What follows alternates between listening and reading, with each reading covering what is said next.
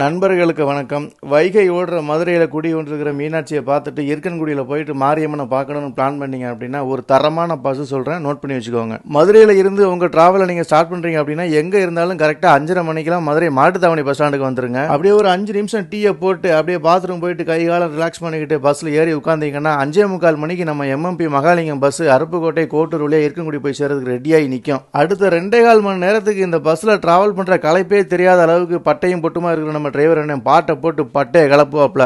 காலையில் 5:45 மணிக்கு மதுரை மாட்டுத்தாவணி பஸ் ஸ்டாண்டை விட்டு வண்டியை வெளியே கிளப்புற நம்ம அண்ணன் கரெக்டாக ஒரு 1/4 மணி நேரத்தில் 1/2 மணி நேரத்துக்குள்ள மதுரை அவுட்டரான ஏர்போர்ட்டுக்கு கொண்டு வண்டியை நிப்பாட்டுவாப்ல. அங்கே இருந்து பஸ்ஸை கிளப்புனாங்க அப்படின்னா பஸ்ஸு சும்மா காற்றுல பறக்கும். 70லேருந்து 80 கிலோமீட்டர் தான் ஆவரேஜ் ஸ்பீடு. மதுரையிலேருந்து அருப்புக்கோட்டை பைபாஸை பிடிச்சாங்க அப்படின்னா 50 நிமிஷத்தில் அருப்புக்கோட்டை பழைய பஸ் ஸ்டாண்டில் கொண்டு நம்மளை ட்ராப் பண்ணிடுவாங்க. அடுத்து அருப்புக்கோட்டையிலேருந்து இருக்கன்குடி வழியில் சின்ன சின்ன ஊர்களில் வண்டி நிற்கும். நண்பர்கள் யாராவது இந்த பேருந்தில் பயணம் பண்ணியிருந்தீங்க அப்படின்னா மறக்காம கமெண்ட்ல சொல்லுங்க.